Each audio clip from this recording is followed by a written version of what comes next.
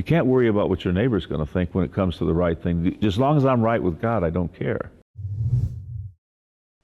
The thing that delights me is I'll get somebody that'll come up to me 10 years after the fact and say I said something that changed their life, 10 years ago. And really, it's only simple stuff that I say from a father, from a Catholic father. I'm no theologian.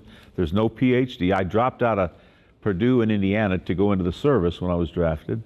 So it's just, I thank the good Lord for everything. And I've had problems in my family just like everybody else does.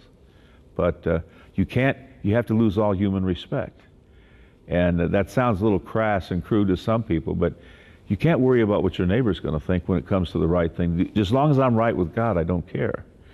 And He has taken care of me. And stuff I've done,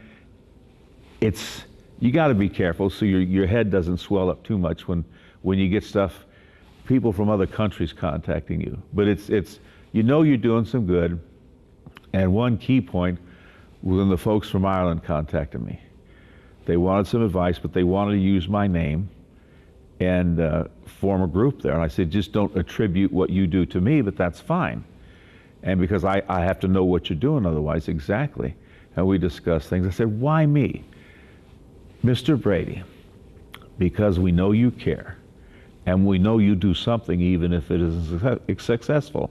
That's why I think so many street kids came to me. I've had gay clergy come to me. I'm not a PhD, I'm not a doctor, I'm not an officer, not a cop, so I don't think they feel threatened. But I mean, I'll go into the gutter, I'll go into the prisons and the places where most people won't go, and it's just worked. So I don't know exactly why, but the good Lord has covered me, and as long as something keeps coming my way, I'll still deal with it. I'm almost 72 now, and I've got to get back into shape because of the accident. I was laid up a year, but no, I'm just grateful for the opportunity because you met so many wonderful people, but also it's all about the family and the faith. So that's where we're at today. So, when you look at the hierarchy today, you were looking at figures that are now known. When you look at the hierarchy today, do you see a massive transformation?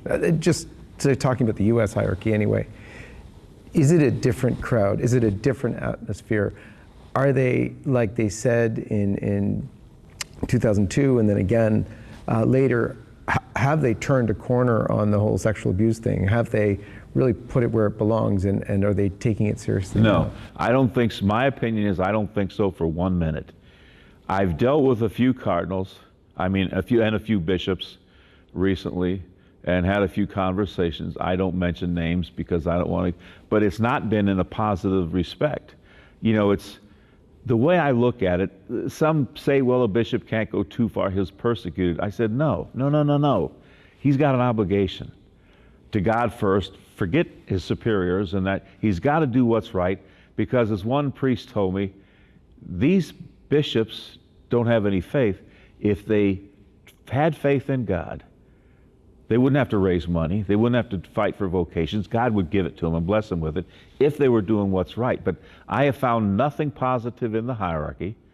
I approached one, I won't mention the name, a former member of the hierarchy. He used to be a papal nuncio years ago. They carry the diplomatic pouch. I had dealings with Cachavalon back in the 90s, and he didn't want nothing to do with anything, and he was the go-between to the Vatican. So Father Hardin went to Rome on my behalf. But this one papal nuncio, I said, I want to know where the skeletons are buried. I want to know how the money's moved and who's in charge now, because I have a lot of that information from the Jordanian who contacted me, but I wanted something straight from the person who had the diplomatic pouch.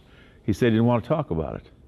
So for whatever his reason is, but my problem with that is, if you're going to help, if you truly believe, we've got to know what's going on so we know what to fight.